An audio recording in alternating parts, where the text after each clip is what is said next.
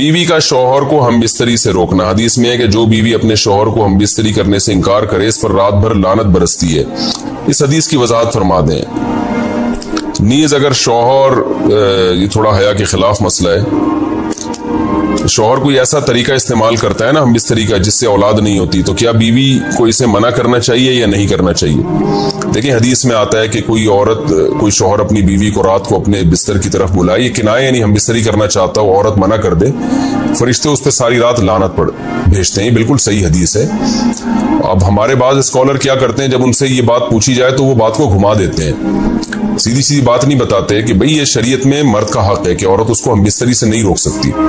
کیونکہ women rights کے نام پہ آج کل بہت تحریکیں چل رہی ہیں، تو وہ بھی کچھ لبرل اسکالرز ہیں جو ہر وقت جو ہے نا کوشش کرتے ہیں کہ خواتین ہم سے ناراض نہ ہو جائیں. تو بھئی آپ شریعت کا حکم بتائیں صاف صاف، چاہے عورت خوش ہوتی ہے ناراض ہوتی ہے. بعض حقوق مردوں کے ہیں، بعض عورتوں کے ہیں، تو وہ بتانے پڑتے ہیں. تو اسی طرح عورت کا بھی حق، مرد کا بھی حق یہ ہے کہ عورت، اگر مرد اس کو ہم بستری کے لیے بلاتا ہے تو عورت اسلام میں منع نہیں کر سکتی، اس کے لیے گناہ ہی. ہاں بیمار ہو تو ایک الگ بات ہے، بخار ہے اس کو، کوئی واقعی بیماری ہو تو پھر ایک الگ بات ہے. نارملی اس کو اجازت نہیں ہے کہ وہ شوہر کو منع کر دے، بلکہ اس میں حدیث میں بہت سخت تاکید ہے. آپ صلی اللہ علیہ وسلم کی ایک حدیث میں یہاں تک فرمایا کہ عورت اگر یعنی چولہے پہ ہو، روٹی پکا رہی ہو، اس طرح کی حدیث کا مفہوم. بسم اللہ الرحمن الرحیم. السلام علیکم. امید ہے آپ خیریت سے ہوں گے. میں آپ کو مشال خان چینل میں خوش آمدید کہتا ہوں. آج کا جو ٹاپک ہے، بیوی ہم بستری سے انکار کرے تو کیا کرے، آئیے ویڈیو کی طرف چلتے ہیں. میں یعنی بہت بزی بھی ہو تو بھی اس کو اپنے کام کو چھوڑ کر شوہر کی خواہش کو پورا کرنا پڑے گا. اور یہ نیچر کے بھی مطابق ہے، کیونکہ مرد میں جب یہ سیکس کی خواہش پیدا ہوتی ہے اور اس کو کچلا جائے تو مرد بہت زیادہ ڈسٹرب ہوتا ہے. خواتین اس میں اپنے آپ کو مردوں جیسا سمجھتی ہیں، وہ سمجھتی ہیں ہمارا اس میں وہی حق ہے جو مرد کا حق ہے. بھائی اللہ نے دونوں کی ڈیزائرز میں زمین آسمان کا فرق رکھا ہے. تو مرد کو بہت زیادہ نقصان ہوتا ہے اس سے، وہ بہت زیادہ مینٹلی ڈسٹرب ہوتا ہے اس سے، کیونکہ اللہ نے یہ ڈیزائرز عورت کی نسبت مرد میں بہت زیادہ رکھی ہے، تھوڑی زیادہ نہیں بہت زیادہ رکھی ہے. تو میڈیکلی یہ بات ثابت ہو چکی ہے. تو دوسرا ایک تو مینٹلی بہت زیادہ ڈسٹرب ہوتا ہے وہ، دوسری بات یہ کہ پھر اس کے گناہ کی طرف توجہ جائے گی، وہ حرام کاموں کی طرف جائے گا. تو اس لیے عورت کو اس بارے میں مرد کا ساتھ دینا چاہیے. یہاں فوراً بعض خواتین یہ سوال پوچھتی ہے کہ اچھا اگر عورت کے دل میں خواہش ہو اور مرد وہ خواہش پوری نہ کرے تو کیا مرد پہ بھی لعنت ہوتی ہے؟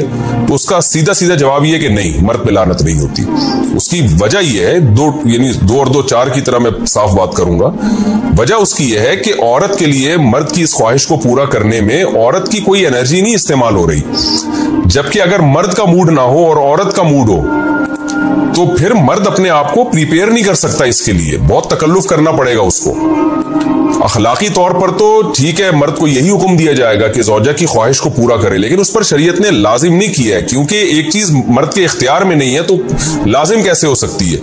یعنی ایک آدمی کا وہ ذہنی طور پر تیار ہی نہیں ہے اس کے لیے، تو مرد کے لیے تو جب تک ذہنی طور پہ تیار نہ ہو یہ عمل کر نہیں سکتا، جبکہ عورت کر سکتی ہے.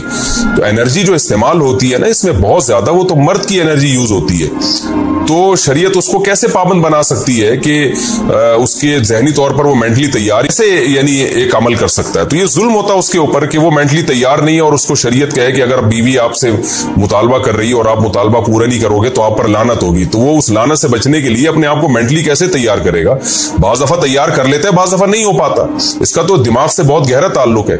تو اس لیے مرد کے لیے تو شریعت نے حکم یہ کیا ہے کہ 4 مہینے میں کم از کم ایک دفعہ اس پر لازم ہے کہ وہ اپنی زوجہ کی خواہش کو پورا کرے. اور ویسے جب زوجہ میں خواہش ہو تو اخلاقی طور پر مرد کی ذمہ داری ہے کہ وہ اپنی زوجہ کی خواہش کو پورا کرے، لیکن شریعت نے اس پہ واجب نہیں قرار دیا کیونکہ یہ اس کے اختیار سے اوپر کی چیز ہو جائے گی.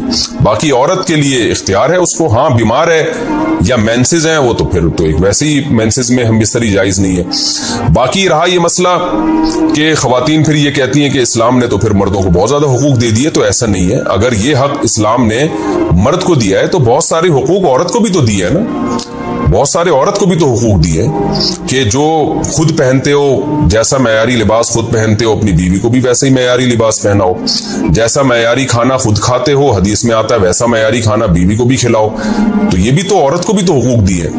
हमारी खवातीन जिस वेस्टर्न कल्चर को फॉलो कर रही हैं, उस कल्चर में तो ये है कि औरत शौहर को हमबिस्तरी से रोक सकती है, शौहर बीवी को भी रोक सकता है, यानी शौहर भी मना कर सकता है, औरत भी मना कर सकती है। वहां दोनों के हुकूक सेम है, लेकिन फिर वो इतने सेम है कि फिर वहां मर्द के जिम्मे शौहर का औरत के जिम्मे, यानी मर्द के जिम्मे औरत का नान नफका भी नहीं है। तो फिर गैस बिजली के बिल भी औरत यानी मर्द के जिम्मे नहीं है। तो फिर खवातीन से लेना है ना वेस्टर्न कल्चर को, तो फिर पूरा लेना वहां से। तो फिर शौहर क्यों गैस बिजली के बिल जमा करा रहा है, बच्चों की स्कूल की फीसें शौहर क्यों दे रहा है, शौहर नान नफका क्यों दे रहा है? तो जब इस्लाम ने कुछ हुकूक औरत को दिए हैं तो कुछ शौहर को भी दिए हैं। तो इसी तरह से बैलेंस हमारी सोसाइटी में कायम होगा।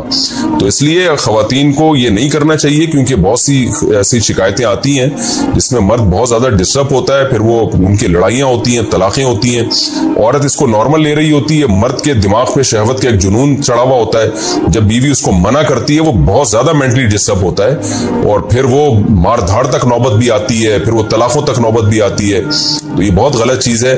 हमारे नबी सल्लल्लाहु अलैहि वसल्लम ने जब औरत को हुक्म दिया है कि मर्द की ख्वाहिश को, अपने शौहर की ख्वाहिश को पूरा करे, तो इसी में खैर है। औरत को चाहिए उस वक्त चाहे दिल ना भी चाह रहा हो, अपने शौहर की इस ख्वाहिश को पूरा कर दिया करें। उसके वक्ती तौर पर तो आपको नुकसानात नजर आएंगे, लेकिन लॉन्ग टर्म में उसके फायदे हैं, इससे घर में फायदे हासिल होंगे, और इस्लाम की मान के चलने में ही औरत के लिए खैर है। रहा यह मसला कि शौहर अगर कोई ऐसा तरीका इख्तियार करता है हमबिस्तरी का जिसमें वो औलाद को रोकता है, तो इसमें यह जरूरी है कि बीवी की परमिशन हो। वो औरत की परमिशन के बगैर ये काम नहीं कर सकता। तो क्योंकि औलाद दोनों का हक है, औलाद को रोकने के लिए दोनों की परमिशन होगी तो औलाद रोकी जा सकती है।